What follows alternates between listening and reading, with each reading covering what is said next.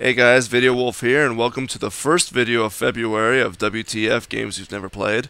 Now you see I've been getting a lot of games in recently, and because of this, what I want to do is I'm going to make 2 videos a month instead of 1, just so I could start catching up. I hope you guys don't mind, and I hope you guys still enjoy them. Today we're going to discuss a game I wanted to share with you guys for some time. It was recommended to me after my Africa video by my friend Ultra Combo, and it's called Aquanaut's Holiday.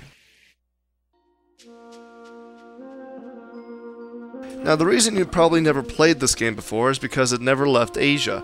It's only available in Japan, Korea, and China, and the only way you can get it is through an import site like PlayAsia or through eBay.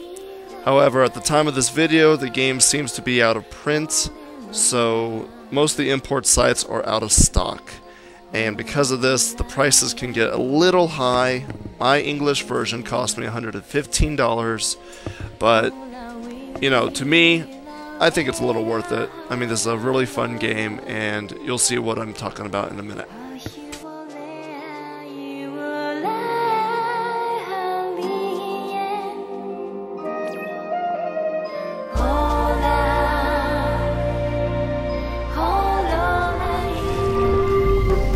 So what is Aquanaut's Holiday exactly? Well, it's along the lines of games such as Africa and Endless Ocean, meaning that it is a game about exploration and cataloging. But unlike Africa, there's actually a storyline to this game that makes it very interesting. You're a journalist who's investigating the disappearance of your best friend named Bill.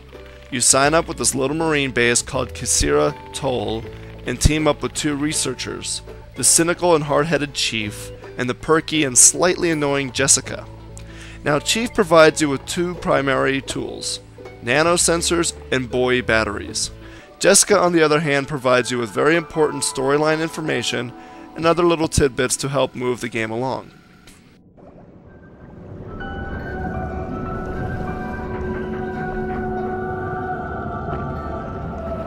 Now, the point of the game, besides the exploration and cataloging of marine life, is to discover what happened to your friend Bill.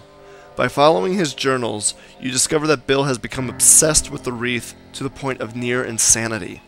Now, I don't want to get into the storyline very much because it has a very interesting twist, but I'll tell you this. The game starts off pretty light and fluffy, and then shifts into high gear, taking you on a weird sci-fi trip. It comes out of nowhere, and personally is one of the better twists I've seen recently.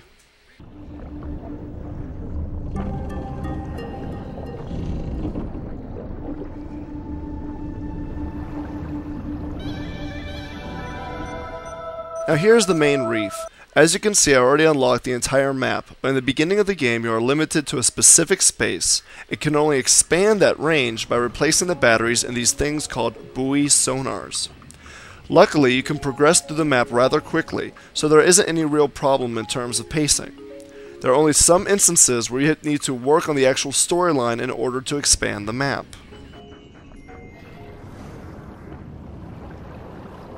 Now, besides fish, there's all sorts of really cool things you could discover in the reef. You can find a sunken pirate ship, human skeletons, a sunken Aztec-style temple, a sunken city,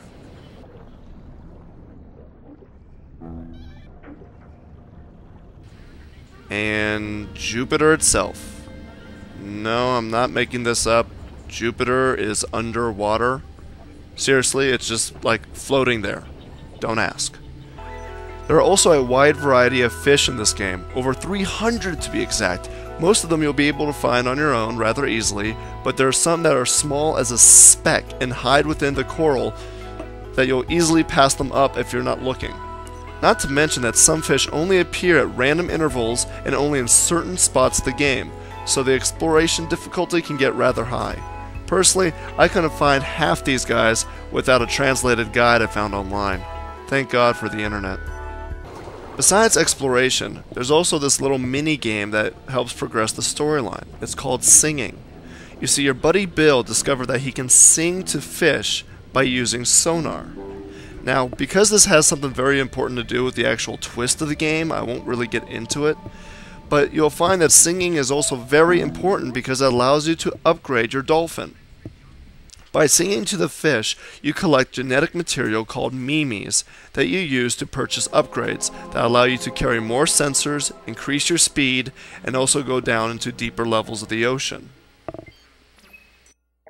The singing minigame works like this. It's basically an underwater version of Simon Says. The fish is going to give you a melody, and you repeat it using your sonar. Pretty easy. And at first, it is easy.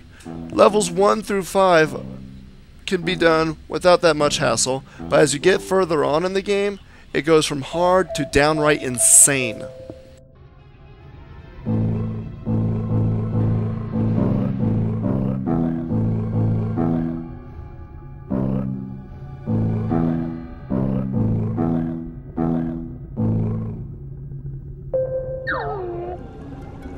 One thing I really like about the game is the attention to detail. Unfortunately, because I have to use regular cables to record this on my computer, I'm unable to show you just how crisp and clean the game looks with an HDMI cable.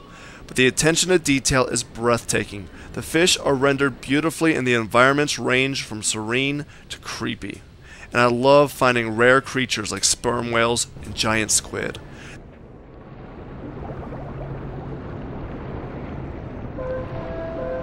There's also a megalodon, but he wasn't appearing during this video. However, I can show you a photo of him. That's right, you can take photos in this game and save them as JPEGs on your PlayStation hard drive. As you can see, I got the megalodon as my personal background. You can also send these photos to friends. This, like Africa and Endless Ocean before it, is an interesting game. You cannot die, you cannot really lose. It's all about exploring and relaxing. I love the sci-fi storyline, and there's some cool side missions along the way that can be completed after you beat the main mission. Plus, with the singing minigame and the vast number of creatures to identify, there's a lot of replayability if you're a trophy whore like me. I hope you enjoyed this episode of WTF, and tune in at the end of the month for a special treat for all you old school fans. That's right, it's Bucky O'Hare for the NES.